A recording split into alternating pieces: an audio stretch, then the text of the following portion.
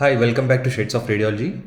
Today we are going to see the next series of Ever Wonder Why, that is the gulving appearance of distal interpharyngeal joint in erosive arthritis. Why does it occur and what is the reason behind it? So let us see.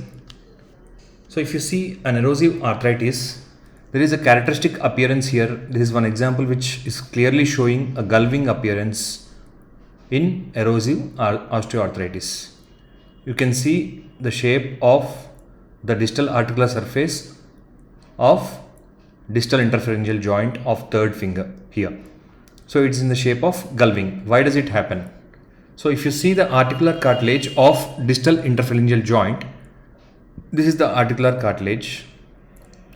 Just imagine this as a lips, that is the upper lip and the lower lip.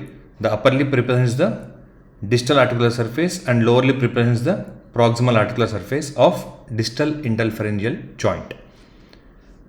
And if you see the articular cartilage, the distal articular surface is thickest. That is, the articular cartilage is thicker in the central portion, whereas in the proximal articular surface, the articular cartilage is thickest at the periphery and thinnest at the center.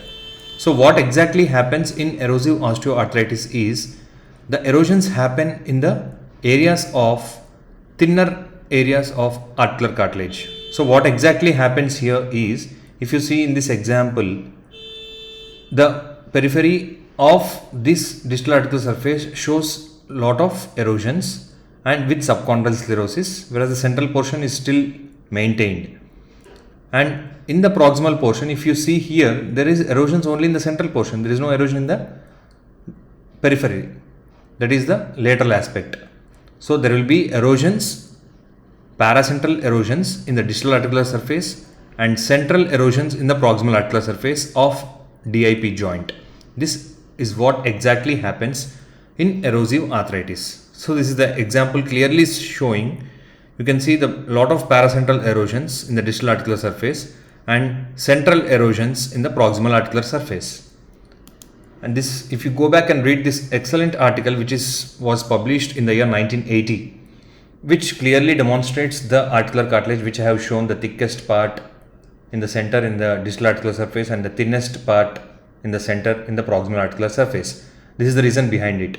And there is also one more classic appearance in psoriatic arthritis. If you see the mouse ear erosions, that is in the bare areas of the distal interpharyngeal joint. If you see the distal interpharyngeal joint, these are not covered with the articular cartilage. So these are the bare areas. That is what happens, or where the pathophysiology happens in psoriatic arthritis.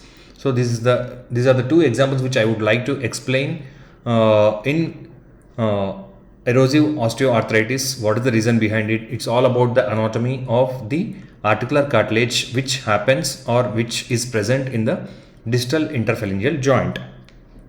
These are the few references where you can go back and read. All these three are freely available. You need not pay or subscribe for it. I would like to thank Indranil sir for providing such an excellent topic for this Ever Wonder series again. Thank you all.